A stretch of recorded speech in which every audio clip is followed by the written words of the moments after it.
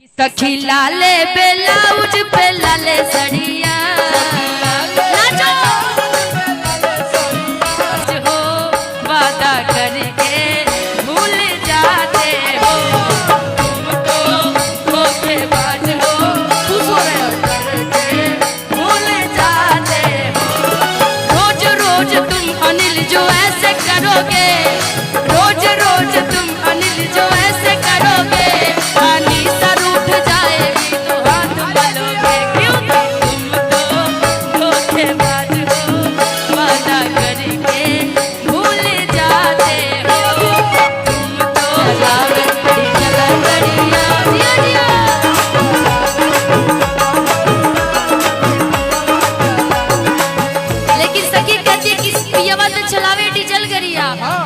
जब अनिल जी जैसे इंसान हो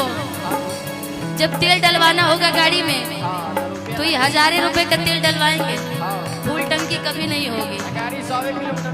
इसी बात पे हम यही कहना चाहेंगे कि इलेक्ट्रिक वाला गाड़ी ले लीजिए, पेट्रोल का टेंशन ही नहीं रहेगा। क्या बोलती हैं? अभी आया है ग्रीन वाला गाड़ी सिर्फ इलेक्ट्रिक से चलता है। गाड़ी ना साइकिल चली तब तो 2 चक्का वाला साइकिल चलावे के पड़ी ना जी। गिरडी में पियवा चलाबो है गरिया गिरडी में पियवा चलाबो है गरिया वही जैसे भेजो है लाल लाल सड़िया वही जैसे भेजो है नेट वाली सड़िया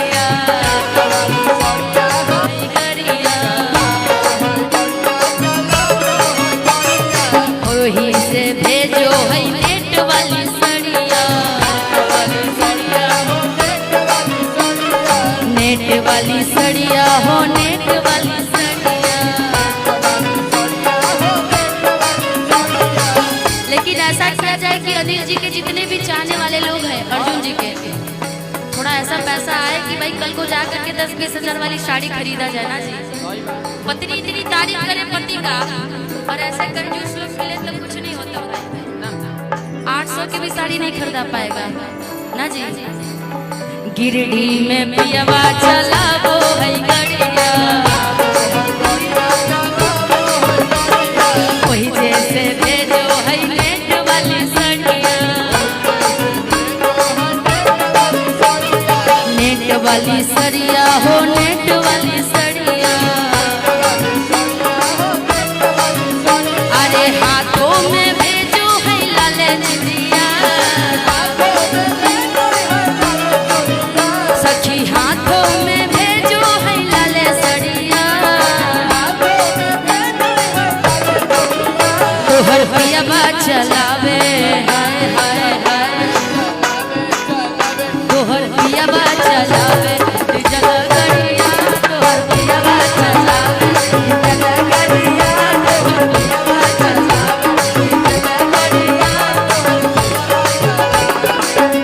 तू हमर जान हो तू ही परान हो तू हमर जान हो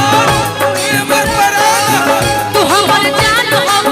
तू ही परान हो तू हमर जान हो तू ही परान हो कहत काट के हम दे दी करे जाके ए जी अर्जुन जी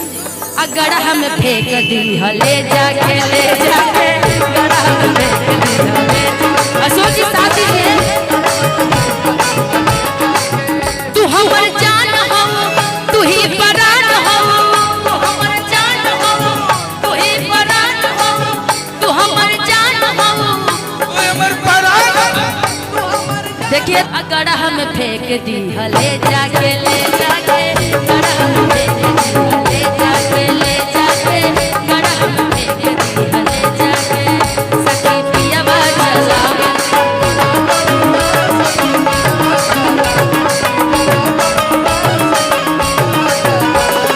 हमरा से पियवा खूब करो है प्यार हो हमरे के मानो है पिया दिलदार हो